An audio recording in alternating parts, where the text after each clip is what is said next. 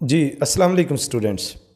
ये देखें आपके सामने क्या है, इसका नाम बताइए प्लीज़। तो कई बच्चे सही बता रहे हैं, इसका नाम है मेजरिंग सिलेंडर। तो अब हम नेक्स्ट क्वेश्चन ये पूछेंगे आपसे कि इसकी डेफिनेशन बताइए, यानी व्हाट इज़ मेजरिंग सिलेंडर। तो इसका आंसर तो यही होगा ना, it is a glass cylinder, it is transparent and it has scale. देखिए ये स्केल 10 से स्टार्ट हो रहा है, यानी इधर इससे नीचे 0 है, 10, 20, 30, 40, अगर आप देखेंगे तो ये 100 तक है स्केल। तो पता चला इसकी लेंथ पे it has scale along its length. और ये स्केल मेजर क्या करता है, ये वॉल्यूम ही मेजर करता है, लेकिन इस मेजर वॉल्यूम का जो यूनिट मेजर करेगा ना वो मिलीलीटर है। तो ये आपको ml नज़र आ रहा है। तो फिर आप कहेंगे कि ये जो वॉल्यूम मेजर करता है ना उसका यूनिट मिलीलीटर है, it measures volume in millilitres. और यहाँ से अब आपको एक और क्वेश्चन पूछूंगा कि इस मेजरिंग सिलेंडर की रेंज क्या है, और दूसरे लफ्ज़ों में आप रेंज को कैपेसिटी भी कह सकते हैं कि इसकी रेंज क्या है या कैपेसिटी कितनी है। तो आप गैस ठीक कर चुके होंगे, ये 100 लिखा है, इसकी रेंज 100 ml है, या कैपेसिटी भी इसकी 100 मिलीलीटर है। हाँ जी, इसकी डेफिनेशन, इसका स्केल और इसकी कैपेसिटी के बाद अब क्वेश्चन ये है कि ये किस काम आता है, यानी इसके यूजेस क्या हैं मेजरिंग सिलेंडर के। तो ये इसका यूज़ जो है ना, ये वॉल्यूम मेजर करता है, they are use to measure volume. अब वॉल्यूम किसका, इस तरह कोई लिक्विड सब्सटेंस है, इसका वॉल्यूम फाइंड करना हो, या इस तरह कोई पाउडर फॉर्म में कोई पाउडर हो, इसका भी वॉल्यूम फाइंड किया जा सकता है। और इस तरह का इरेगुलर शेप्ड सॉलिड जो लिक्विड में डिज़ोल्व ना हो और उसके अंदर नीचे सिंक भी हो जाए, यानी डूब जाए।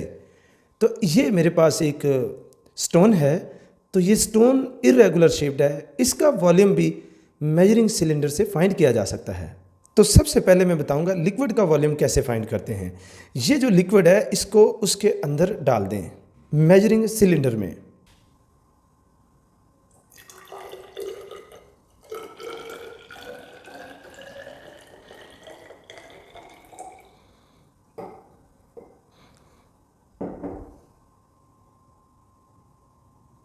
इसकी आपने रीडिंग नोट करें, 80 और 90 के दरमियान में है, और 85 से भी ऊपर है, 86 से भी ऊपर है, 87 को देखें।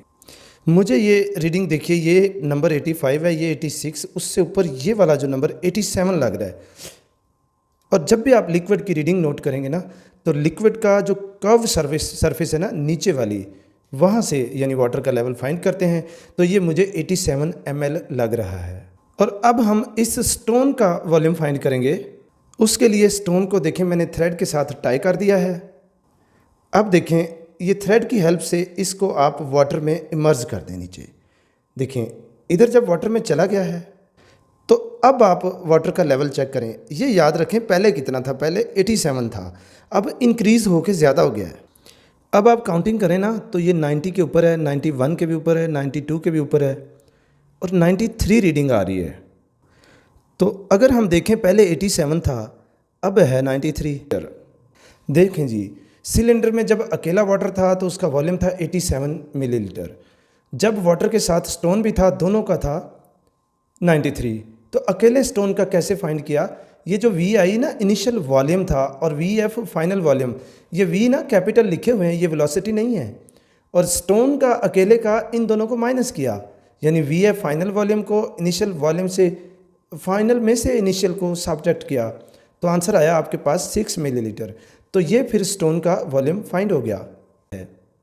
तो हमने फिर फाइंड कर लिया इरेगुलर शेप्ड सॉलिड जो था वो उसमें सिंक भी हो रहा था वाटर में, और डिज़ोल्व नहीं होना चाहिए, यानी इनसॉल्युबल होना चाहिए। तो इस तरह की चीज़ का वॉल्यूम फाइंड भी इसी सिलेंडर से ही फाइंड किया है। और डिस्प्लेसमेंट मेथड से, डिस्प्लेसमेंट मेथड ये था कि जब ये वाटर के अंदर गया ना, तो वहाँ से वाटर डिस्प्लेस होके वाटर ऊपर आ गया था, यानी उसका लेवल इंक्रीज़ हो गया था वाटर का।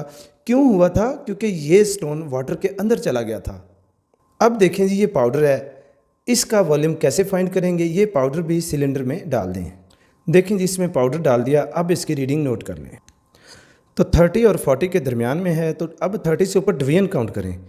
1, 31, 32, उससे भी ऊपर है, 33 को टच कर रहा है, तो इस पाउडर का वॉल्यूम है 33 मिलीलीटर।